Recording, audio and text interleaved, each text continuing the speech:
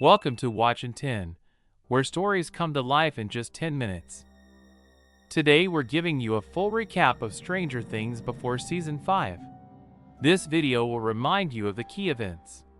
It's not a substitute for watching the show.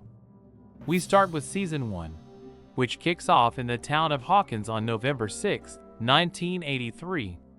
After friends Will, Mike, and Lucas finish playing their favorite game, Dungeons and Dragons, Will is riding his bike home when he encounters a dark, terrifying creature on the road.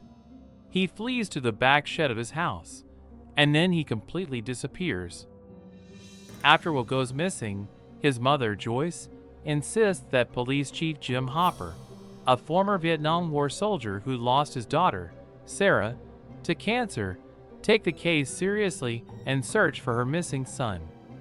Meanwhile, Will's three friends go looking for him and come across a mysterious, bald-headed girl who barely speaks and has a tattoo with the number 11. They start calling her 11. She explains that Will is trapped in a dark parallel dimension called the Upside Down, being hunted by a monster they name the Demogorgon, inspired by one of the creatures from Dungeons and Dragons. At the same time, Nancy Wheeler and her friend Barbara go to a party at Steve Harrington's house. While Nancy and Steve start to get closer romantically, Barbara is left alone by the pool and is kidnapped by the Demogorgon. Suddenly, we meet Jonathan, Will's older brother, who is photographing the scene of Will's disappearance and discovers the Demogorgon in one of his photos. Joyce begins receiving strange phone calls full of static, and the house lights flicker wildly. Convinced that her son is trying to communicate with her, she hangs a board with letters and several lights on the wall, eventually receiving a message from Will that says, "Run."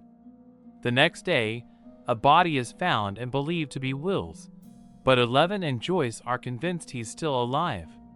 Hopper discovers that the body is fake, made from synthetic materials. He breaks into the Hawkins Lab and discovers an interdimensional gateway. He also learns that 11 is actually Terry Ives' daughter, who was subjected to MK-Ultra experiments under Dr. Martin Brenner. Brenner kidnapped the girl, named her Jane, and raised her as a weapon under the number 11. Some bullies try to force Mike off a cliff, but 11 saves him by lifting them into the air and breaking their arms. While Brenner's men chase the kids, 11 flips a van and uses the sensory deprivation tank at school to help communicate with Will and Barbara in the other world, confirming that Barbara has died. Nancy and Jonathan distract the Demogorgon at the buyer's house, with Steve joining the fight and hitting the monster with a baseball bat. 11 destroys Brenner's mind control agents and defeats the Demogorgon, disappearing with it into the Upside Down. At the same time, Hopper and Joyce enter the Upside Down through the gate and find Will trapped in slimy tunnels in his office at Hawkins, rescuing him.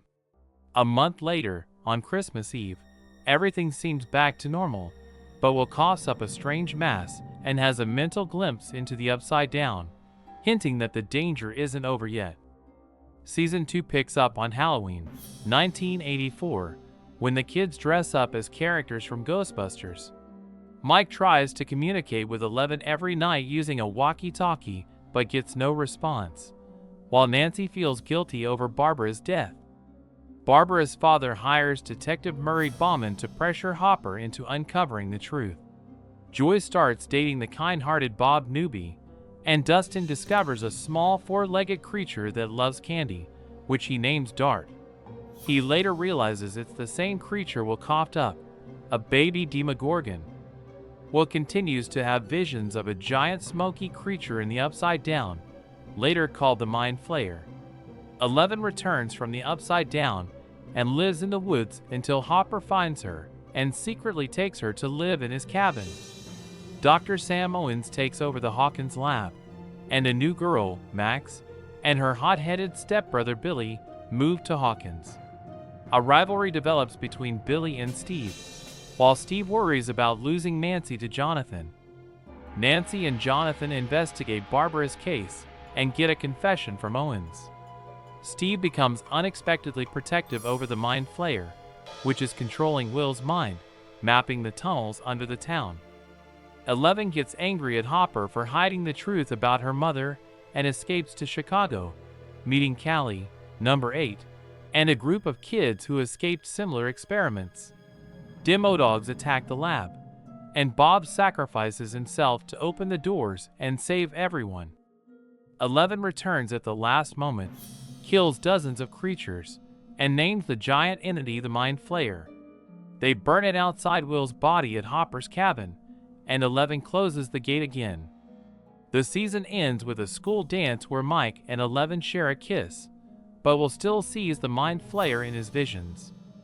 Season 3 takes place in the summer of 1985. Starcourt Mall opens, and Mike and 11 spend romantic time at Hopper's cabin, where he implements the open door rule, while Will wants to play Dungeons and Dragons.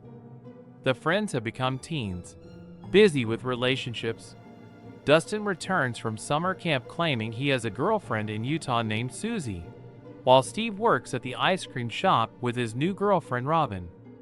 The kids discover a coded Russian message and learn that the Russians are trying to open a new gate under the mall.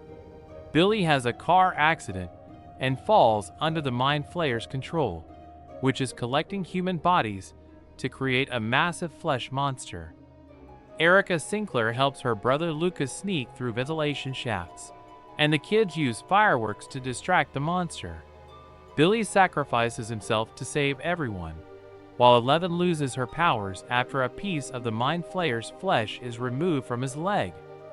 Hopper faces a Russian assassin and tries to close the gate, ultimately sacrificing himself in a massive explosion. The mall is closed, and the incident is covered up as a fire. The Byers family and 11 move to the West Coast. The season ends with a heartfelt message from Hopper, and a post-credits scene shows the Russians holding an American prisoner in a second cell, feeding them to Demogorgon monsters. Season 4 takes place in the spring of 1986. Mike, 11, and the Byers visit California. 11, powerless, gets bullied by a girl named Angela, prompting her to strike her with a new roller skate. Joyce discovers that Hopper is still alive, imprisoned in a Russian jail, and travels with Murray to rescue him with the help of a man named Enzo. Back in Hawkins, Mike and Steve join the Hellfire Club led by Eddie Munson, while Lucas strives to become a basketball star. Max separates from Lucas, mourns her brother Billy, and kills student Chrissy in a brutal encounter with a new entity called Vecna. Eddie is accused of the murder and becomes a fugitive. The friends later discover that Vecna is actually Henry Creel, the eldest son of the Creel family murdered in the 1950s. 11 banished him to another dimension in 1979. Vecna allies with the Mind Flayer, becoming known as Vecna. He kills more teens and goes after Max, who escapes using a famous Kate Bush song. Hopper escapes prison with the help of Joyce Murray and fights the Demogorgon. Vecna uses Max as bait in the Creel house, while Eddie and Dustin play music from the Upside Down to distract bats. Steve, Nancy, and Robin burn Vecna's body, and 11 confronts him mentally, sealing 4 massive cracks in Hawkins. 11 revives Max but falls into a coma while Vecna remains alive. Ash from the Upside Down falls over Hawkins, and the season ends with a shot of everyone on a hill watching the cracks spread throughout the town. That's it for today's recap. Like, subscribe, and see you in the next story in 10 minutes.